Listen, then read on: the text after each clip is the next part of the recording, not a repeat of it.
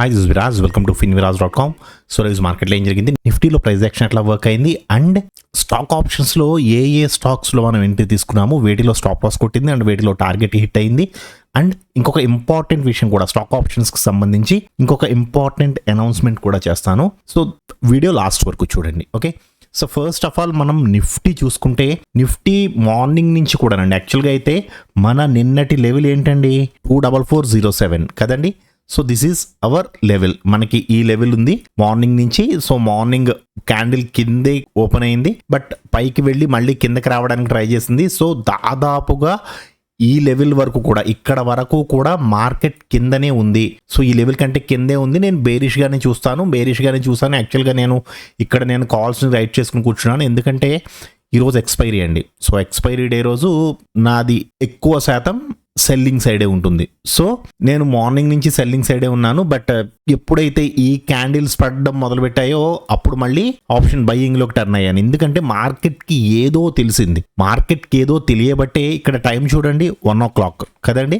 At the same time ఒకసారి Vicks చూడండి, చూసారా ఎక్కడి నుంచి స్టార్ట్ అవ్వడం మొదలైందండి. విక్స్ 1 o'clock దగ్గర నుంచి వాలటాలిటీ స్టార్ట్ అయ్యింది. సో విక్స్ చూసారా ఈ రోజు ప్రత్యేకంగా 10% పెరిగిందండి, 10.2%. అంటే పర్టికులర్గా ఈ లెవెల్ నుంచి చూస్తే దాదాపుగా 17% పెరిగింది. ఈరోజు విక్స్ ప్రత్యేకంగా 17% పెరిగిందండి, ఇండియా విక్స్. సో వాలటాలిటీ పెరిగింది అంటే మార్కెట్లో ఏదో అన్సర్టనిటీ ఎక్స్పెక్ట్ చేస్తుందండి, ఏదో జరగబోతుంది అని మార్కెట్కి ఎందుకు తేడా కొట్టేస్తుంది. అందుకే విక్స్ అంతలా రైజ్ అయింది. సో విక్స్ ఎప్పుడైతే రైజ్ అవడం స్టార్ట్ అయిందో నేను ఆటోమేటిక్గా సెల్లింగ్ ఆప్షన్స్లోంచి బయ్యింగ్లోకి వచ్చేస్తాను, ఎందుకంటే విక్స్ రైజ్ అవుతుందంటే వాలటాలిటీ సూపర్గా ఉంటుందండి. ఆప్షన్ బయర్స్ ఎప్పుడు ఎక్కువ లాభపడతారు వాలటాలిటీ ఎక్కువ ఉన్నప్పుడు, ఎందుకంటే మనం తీసుకున్న మీకు నేను చూపించాను కదా 6 రూపీస్ ప్రీమియము 42 రూపీస్కి వెళ్ళింది. నేను 42 రూపీస్ వరకు లేనండి యాక్చువల్గా, నేను చాలా తక్కువ ప్రాఫిట్తో వచ్చాను. యాక్చువల్గా అయితే ఈ 6 రూపీస్ది నేను తీసుకున్నాను, బట్ చాలా చిన్న ప్రాఫిట్తో బయటకు వచ్చాను. అంటే చిన్న profit in the sense 70%, approximately 77% ROI వచ్చిందండి. చాలా చిన్నది కదా. ఇప్పుడు 6 రూపీస్ ప్రీమియం అంటే నేను 5 లక్షలు పెట్టి కొట్టలేను కదండి, చాలా తక్కువ క్వాంటిటీ కొట్టాను నేను. యాక్చువల్గా 6000 క్వాంటిటీయే, 6000 ఇంటూ 6 రూపీస్ వేసుకుంటే ఏమొస్తుందండి, చాలా చిన్నది వస్తుంది కదా. సో దాంట్లో కూడా చాలా మంచి ROI వచ్చింది, సూపర్ ROI వచ్చిందండి. సో నేను తీసేసిన తర్వాత కూడా ధన్ అంటూ వెళ్తూనే ఉంది, ఎందుకంటే మార్కెట్ పడుతూనే ఉంది. సో ఈ వాలటాలిటీ అనేది మార్నింగ్ నుంచి నేను బేరిష్గానే ఉన్నాను, ఎందుకంటే నాకు ఇక్కడ ఆల్రెడీ 24407 నా లెవెల్ ఉంది. నా లెవెల్ కంటే పైకి వెళ్ళి మంచిగా బుల్లిష్గా క్లోజ్ అయితే తప్ప నేను బుల్లిష్గా చూడను.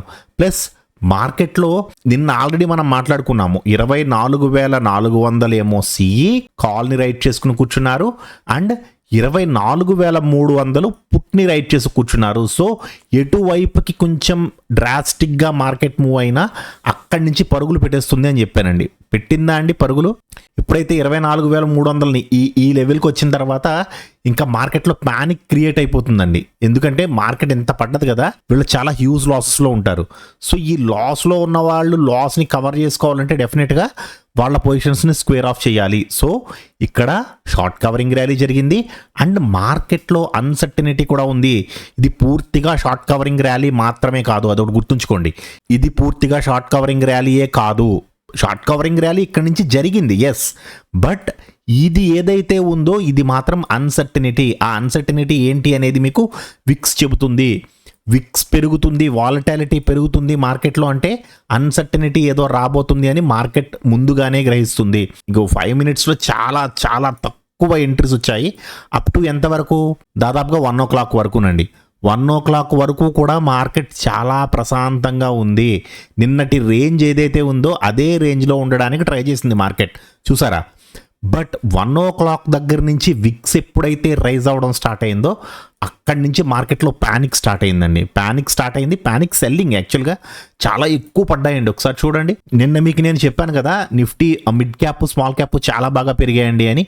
చూడండి నిన్న ఎంతైతే పెరిగాయో అంతకంత ఈరోజు పడిపోయినాయి, చూసారా. 1.95% అంటే దాదాపుగా 2% మిడ్ క్యాప్ ఫాల్ అయింది అండ్ స్మాల్ క్యాప్ 1.19% అంటే దాదాపుగా 1.2% స్మాల్ క్యాప్ ఫాల్ అయింది. So Nifty Nifty Sensex bank Nifty కంటే కూడా మిడ్ క్యాప్ స్మాల్ క్యాప్ చాలా ఎక్కువ రియాక్ట్ అయ్యాయి. ఓకే, సో అన్ని సెక్టార్స్లో కంటే కూడా మెటల్ సెక్టార్ 2% ఫాలో అయిందండి. ఇది కూడా చాలా గమనించదగ్గ విషయం. అండ్ రియాలిటీ రెండు కూడా 2% కంటే ఎక్కువ ఫాలో అయ్యాయి. ఓకే, సో నిఫ్టీలో యాక్చువల్గా అయితే 5 minutesలో 1 o'clock వరకు దెర్ ఇస్ నో ఎంట్రీస్ అండి. అండ్ ఈరోజు ఎక్స్పైరీ కాబట్టి ఒకవేళ చిన్న చిన్న ఎంట్రీస్ ఏమైనా తీసుకున్నా మీకు ఇక్కడ స్టాప్ లాస్లే కొడుతుంది. బట్ మీరు ఇక్కడ ఎంతైతే స్టాప్ లాస్ ఇస్తారో ఆ స్టాప్ లాస్కి double and triple of the amount ఇచ్చిందండి. ఎక్కడెక్కడ ఇచ్చింది ఎంట్రీస్ ఐడియా ఉంది కదండి. ప్రతి ఒక్కళ్ళకి ఐడియా ఉండాలి. ఎవరికి? గోల్డెన్ వెబినార్ తీసుకున్న ప్రతి స్టూడెంట్కి ఇది ఎంట్రీ. కిందకి వచ్చింది, పైకి వెళ్ళి మళ్ళీ రీ ఎంట్రీ, కిందకి వచ్చి మళ్ళీ పైకి వెళ్ళి మళ్ళీ ఈ క్యాండిల్స్లో ఏ క్యాండిల్లో తీసుకున్నా మళ్ళీ రీఎంట్రీ, కిందకు వచ్చింది మళ్ళీ పైకి వెళ్ళి మళ్ళీ వస్తున్నప్పుడు రీఎంట్రీ. యాక్చువల్గా అయితే ఎక్స్పైరీ కాబట్టి ఇంత అంటే 3 వరకు వచ్చిన తర్వాత 3 o'clock కూడా దాటిన తర్వాత చేయకూడదు. బట్ స్టిల్ ఇంకా మనకి విక్స్ పెరుగుతూనే ఉంది. సో విక్స్ పెరుగుతుంది అన్నప్పుడు ఇక్కడ ఎంట్రీ తీసుకున్నా తప్పు లేదు. చిన్న రిస్కే. మీకు ప్రీమియం ఎంత ఉంటుందో తెలుసా అండి? మీకు నేను ఒక ఆప్షన్ ప్రీమియం చూపిస్తాను చూడండి. ఎందుకు నేను చూపిస్తున్నానంటే లాస్ట్ క్లోజింగ్ టైం కదా ఇది. సో లాస్ట్ క్లోజింగ్ టైంలో కూడా ఇది ఆప్షన్ ప్రీమియం చూసారా, 24,000 ఎంతంది ఇది, 24,300 కనపడుతుంది కదా మీకు ఇక్కడ. సో 24,300 ఇది దీని మీదకి వచ్చింది కదా. కొంచెం పక్కకు జరుపుతాను. సో ఇది స్పాట్ చార్ట్, ఇది ఆప్షన్ చార్ట్. నేను స్క్రీన్ షాట్ తీసి పెట్టానండి. సో 6 rupees నుంచి ఎందుకు రిస్క్ చేయొచ్చు అంటున్నానంటే విక్స్ పెరుగుతుంది. సో 6 rupees నుంచి 20 rupeesకి వెళ్ళిందండి. సో 20 rupees వరకు మీరు ఉండవసరం లేదు. ఈవెన్ 10 rupeesకి తీసేసినా సరే, 12 rupees అండి. మీరు 6 rupees తీసుకున్నారా, 12 రూపాయలకి తీసేయండి. 100% ROI. సో యాక్చువల్గా ఎక్స్పైరీ డేస్లో ఎంత డేంజర్ ఉంటుందో ఇటువంటి కొన్ని సర్టెన్ డేస్లో అంతకంత బెనిఫిట్ కూడా ఉంటుంది. సో ఈరోజు ఎవరైనా ఇబ్బంది పడ్డారా లేదంటే ఈ మార్కెట్ని ఎంజాయ్ చేశారా అనేది తప్పకుండా కామెంట్ సెక్షన్లో చెప్పండి. చాలా సూపర్ ఎంట్రీస్ ఇచ్చిందండి. ఈవెన్ క్లోజింగ్ టైంలో కూడా చాలా సూపర్ ఎంట్రీస్ ఇచ్చింది.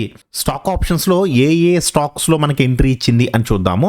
సో ఫస్ట్ మీకు నేను స్టాక్ ఆప్షన్స్ గురించి చెప్పే ముందు ఒకటి గుర్తు పెట్టుకోండి. చాలా మంది ఏం చేస్తున్నారంటే చాలా స్టాక్స్ని వెరిఫై చేయడానికి చూస్తున్నారు.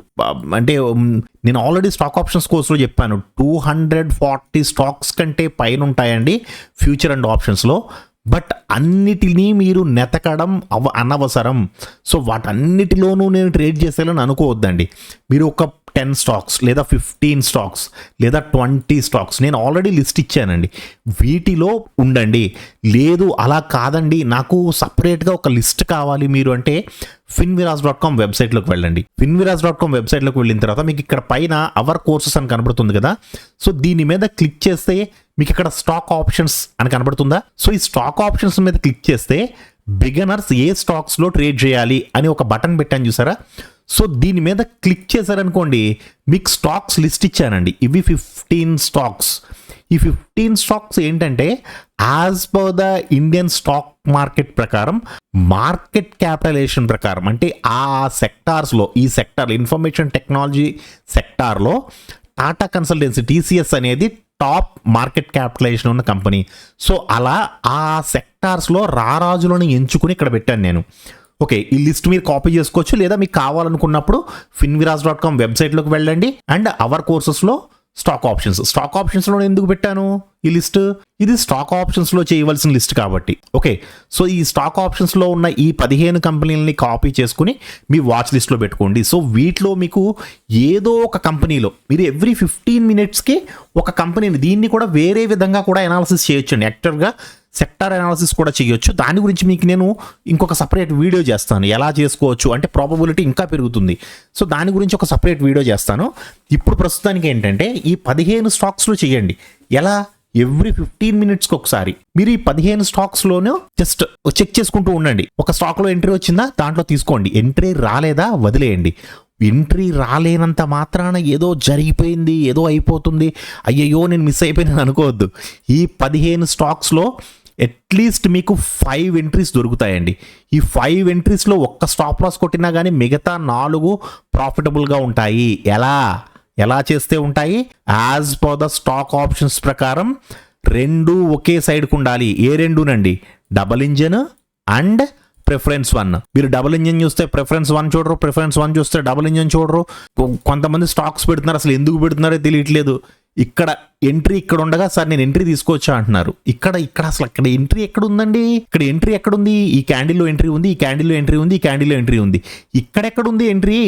గాల్లో ఉంది కదా క్యాండిల్. అసలు సంబంధం లేకుండా ట్రేడ్ చేస్తున్నారు. నాదేమీ పోదండి, మీ డబ్బులే పోతాయి. మీ ఏదైనా ఒక టెక్నికల్ మీరు నేర్చుకున్నారంటే ఎంత పర్ఫెక్ట్గా ఉండాలంటే ఇక దాన్ని కొట్టేవాళ్ళు ఉండకూడదు, అంత పర్ఫెక్ట్గా నేర్చుకోవాలి. నేను మీకు ఇచ్చిన స్ట్రాటజీ అనేది చాలా ఎక్స్ట్రాడినరీ స్ట్రాటజీ అండి. అవునా కాదా అనేది కామెంట్ సెక్షన్లో చెప్పండి. చేస్తున్న వాళ్ళు ఉన్నారు ఆల్రెడీ, కొన్ని వందల మంది స్టూడెంట్స్ ఉన్నారండి, ఎక్స్ట్రాడినరీగా చేసుకుంటున్నారు. మనకు గ్రూప్లో పెట్టే వాళ్ళే మీరు అనుకుంటున్నారు, గ్రూప్లో పెట్టేవాళ్ళు కాదు, ఇంకా చాలా మంది చేస్తున్నారు. వాళ్ళు పెట్టట్లేదండి, వాళ్ళ స్క్రీన్ షాట్స్ కానీ ఏమి చేయట్లేదు, నీట్గా సబ్జెక్ట్ నేర్చుకున్నారు, వాళ్ళ ట్రేడింగ్ వాళ్ళు చేసుకుంటున్నారు, హ్యాపీగా ఎర్నింగ్ చేసుకుంటున్నారు.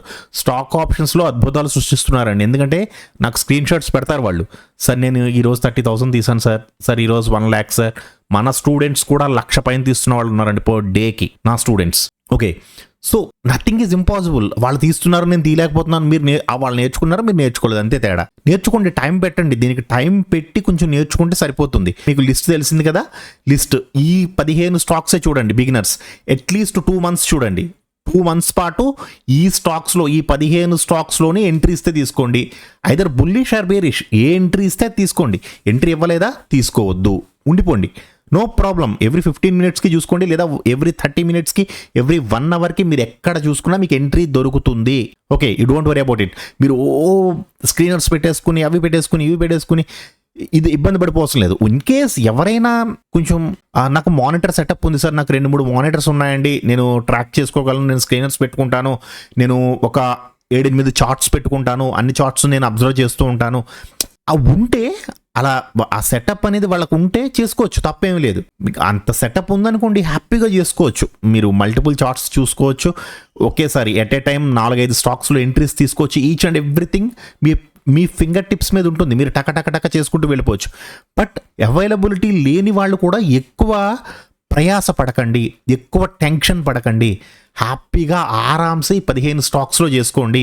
ఎవ్రీ 15 minutes ఒకసారి, 15 నిమిషాలంటే ఒకసారి మీరు ఎంట్రీ చూసిన తర్వాత మీరు బయటికి వెళ్ళి టీ తాగి మీ ఫ్రెండ్తో మాట్లాడి రావచ్చు, అంత టైం ఉంటుంది 15 నిమిషాలంటే కదా.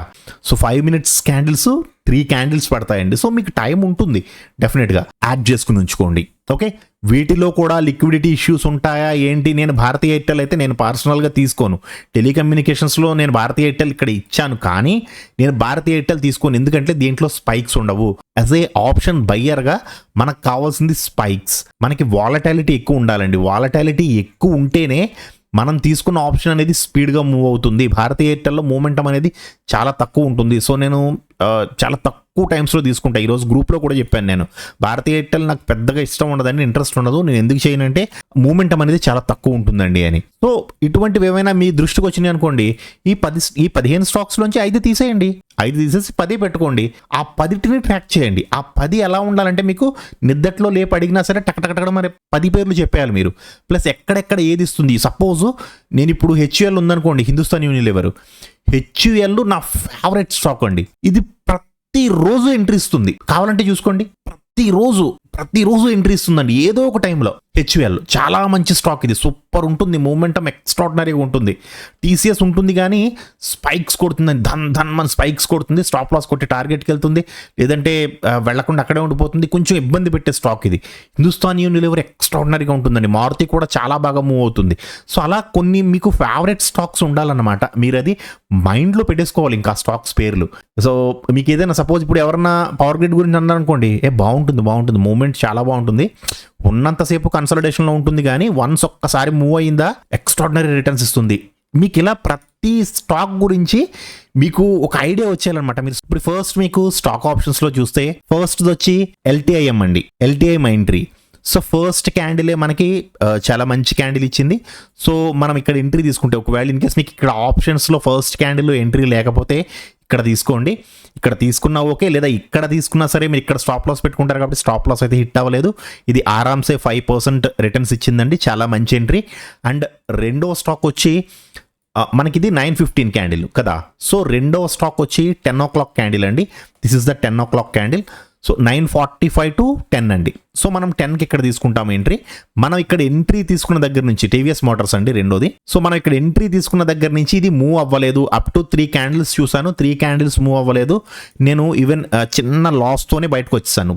ఇది ప్రాఫిటబుల్ కాదు, అలా అని కాస్ట్ కూడా కాదు, చిన్న లాస్తోనే నేను బయటకు వచ్చేసాను. ఆల్రెడీ 45 minutes ఉన్నానండి నేను ఈ ట్రేడ్లో. సో నాకు ఇది ప్రాఫిటబుల్ ట్రేడ్ కాదు, వర్కౌట్ అవ్వలేదు, నేను బయటకు వచ్చేసాను. బట్ మళ్ళీ 11:30కి నాకు ఎంట్రీ ఇచ్చిందండి. ఇక్కడ ఏదైతే లాస్ ఇచ్చిందో అది నేను రికవరీ చేసేసుకున్నాను, అది నెక్స్ట్ విషయం. అండ్ ఇది 10 గంటలు అయిపోయింది కదా, మళ్ళీ 11 గంటల ట్రేడ్ చూడండి ఒకసారి.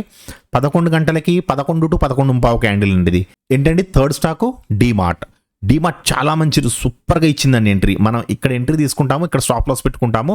విత్ ఇన్ సింగిల్ క్యాండిల్లోనే 5% ఇచ్చింది. ఇన్ కేస్ మీరు ఇంకా 2 to 3 క్యాండిల్స్ ఉంటే అప్ టు 8% కంటే ఎక్కువ రిటర్న్స్ ఇచ్చింది. చాలా బాగా మూవ్ అయిందండి డీమార్ట్. ఓకే, అండ్ నెక్స్ట్ ఇది 11 గంటలకి. అంటే నెక్స్ట్ 12 గంటల క్యాండిల్ వచ్చి అపోలో హాస్పిటల్స్ అండి. సో అపోలో హాస్పిటల్స్ మనకి 12 గంటలకి ఎంట్రీ ఇచ్చింది. సో ఎంట్రీ ఇచ్చిన దగ్గర నుంచి దాదాపుగా 30 గంట 1 hour పాటు ఎక్కడైతే ఎంట్రీ ఇచ్చిందో అక్కడే ఉండిపోయింది, కదలలేదు చూసారా, అలాగే ఉండిపోయిందండి. ఎక్కడ ఎంట్రీ ఇచ్చిందో అక్కడే ఉండిపోయింది. సో ఇది no profit no loss trade ఇది. సో దీంట్లోంచి మనం బయటకు వచ్చేస్తాము. అండ్ దీంట్లోనే ఉంటే మనకి మళ్ళీ 115కి ఎంట్రీ ఇచ్చింది. సో దీన్ని మనం ఆల్రెడీ ట్రాక్లో పెట్టుకున్నాం కాబట్టి మనకు ఆల్రెడీ ఇది మన లిస్ట్లో ఉంది కాబట్టి వాచ్ లిస్ట్లో.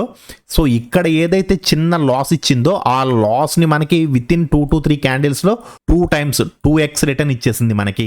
సో 1 o'clock మనకి భారతీ ఎయిర్టెల్ అండి, భారతీ ఎయిర్టెల్ ఎంట్రీ ఇచ్చింది.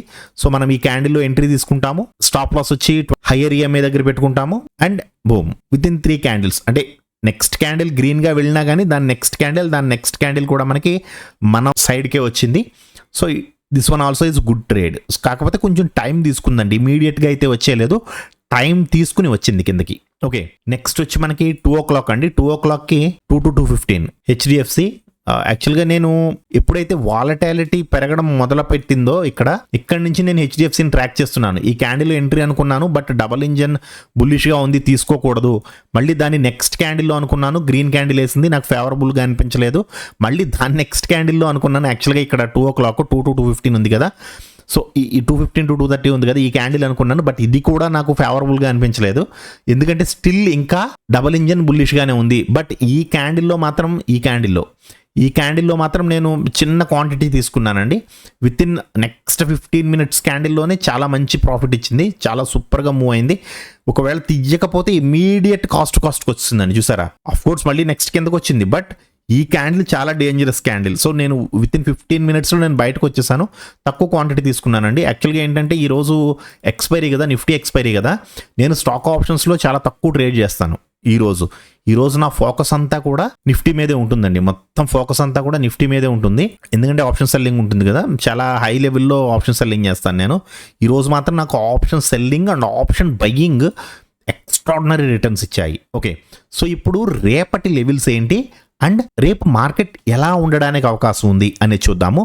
సో ఫస్ట్ ఆఫ్ ఆల్ మనకి రేపటి లెవెల్ వచ్చి 24,400 ఉందండి. యాక్చువల్గా అసలు సంబంధం లేకుండా ఉంది. అదేంటి సార్ అక్కడ ఇచ్చారేంటండి లెవెల్ అనుకోవద్దు, అక్కడే ఉందండి. మార్కెట్ బేరిష్గా టర్న్ అయిపోయింది. సో మార్కెట్ 24,400 దగ్గర ఉంది. అండ్ 1 day టైం ఫ్రేమ్లో కూడా మార్కెట్ బేరిష్గా టర్న్ అయింది. మీకు నేను ఆల్రెడీ చెప్పాను, గుర్తుందా అండి, 24,300 ఈజ్ ద కీ లెవెల్ అండి 1 day టైం ఫ్రేమ్లో. సో దాని క్రిందకి వచ్చి రెడ్ క్యాండిల్ క్లోజ్ అవ్వకూడదు, క్లోజ్ అయితే మాత్రం మార్కెట్ బేరిష్గా చూడడానికి అవకాశం ఉంటుంది అని. అఫ్ కోర్స్ మనకి డబుల్ ఇంజన్ బ్యాండ్స్ అనేవి దూరంగా ఉన్నాయి, బట్ స్టిల్ నేను బేరిష్గానే కన్సిడర్ చేస్తాను. ఇక్కడ మార్కెట్ బేరిష్గా ఉండడానికి అవకాశం ఉంది, లేదా కొద్దిగా కన్సాలిడేట్ అవ్వడానికి అవకాశం ఉంది. ఏ జోన్ అండి, ఈ హై నుంచి ఈ రోజు క్యాండిల్ లోకి తీసుకోండి. ఈ జోన్లో కన్సాలిడేషన్ అన్నా జరుగుతుంది, లేదా కిందకన్నా రావడానికి ట్రై చేస్తుంది. ఇప్పుడు మళ్ళీ పైకి వెళ్ళాలి మార్కెట్ అంటే మాత్రం వేరే లెవెల్ చెప్తానండి. ఆ లెవెల్ని క్రాస్ చేసి పైకి వెళితే మాత్రమే మనం బుల్లిష్గా చూడాలి. ఓకే, రేపటికి మాత్రం 15 minutes జోన్ అయితే మాత్రం 24,400 ఇదే ఉందండి. సో దీనికంటే లెవెల్ లేదు. ఈ లెవెల్ కంటే క్రింద మార్కెట్ ఎక్కడ ఓపెన్ అయినా సరే, అంటే ఆ ఫ్లాట్లో కానీ, గ్యాప్ అప్లో కానీ, గ్యాప్ డౌన్లో కానీ ఎక్కడ ఓపెన్ అయినా సరే this is the key level అండి. 24,400 వరకు వెళ్ళిన తర్వాత మాత్రమే మనం ఏదైనా డెసిషన్ తీసుకోగలము. ఇంకొకటి ఏంటంటే ఫస్ట్ మనకి ఫ్లాట్లో కానీ గ్యాప్ అప్లో కానీ ఒక మంచి గ్రీన్ క్యాండిల్ పడ్డది అనుకోండి, నేనైతే గ్రీన్ క్యాండిల్ పడుతుంది అనుకోవట్లేదు, ఒకవేళ ఇన్ కేస్ గ్రీన్ క్యాండిల్ పడింది అనుకోండి, స్వింగ్ హై టు స్వింగ్ లో ఇలా తీసుకోండి.